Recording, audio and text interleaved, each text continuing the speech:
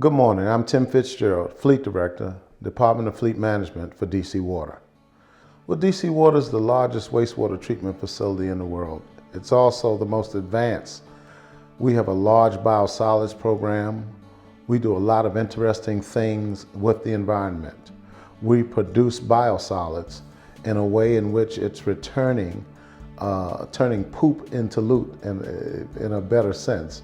So in terms of that, we are looking at managing the environment in a better way, providing our citizens and our ratepayers with a better return on investment. So we're under what we call EPAC. And EPAC is the Environmental Protection Agency's act in terms of the number of vehicles we buy. Anything under the gross vehicle weight of 7,500 gross vehicle weight pounds has to be, at this point, an alternative fuel vehicle. 75% of those are alternative fuel vehicles. That's by law, federal law. We meet that in credits, and we meet with the OEMs to make sure that we get the right type of vehicles. So there's a lot of customization that goes on. That wasn't always the case in the past.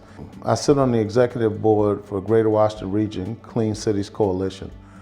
And we vet these out. So we have automobile dealerships, we have OEM, original equipment manufacturers on our board. We sit down and we go over some of the environmental impacts of the types of vehicles, fuels, the offerings, in terms of dealerships and OEMs, and how they can best fit, whether it's in a utility, or whether it's in a taxi cab or for hire, or whether it's in any type of unit that needs to be made up for whatever the use should be.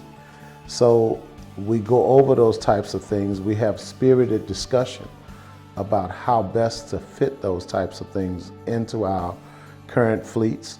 I'm also a member of the Washington Area Fleet Administrators, which is also a similar base. We bring in products that we look at and how best to outfit the various things that we do in our vehicles, in terms of LED lighting, in terms of aerodynamic shaping, cameras, the types of things that give us that visibility so that we can operate in a more effective, efficient way. So we're into electric hybrids.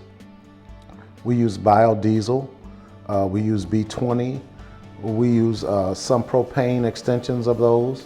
We also have a Wi-Fi fueling system under EJ Ward that actually allows us to move in terms of knowing what types of fuel that we're using and calculating the CO2, the carbon footprint that's emitting from our system. Our biosolids program, which covers our plant operations, also looks at that through our FleetWave system. So the system has afforded us numerous advantages in terms of reaching out to the community and showing and demonstrating the types of things that make all the difference in the environment that we leave to our children and our children's children.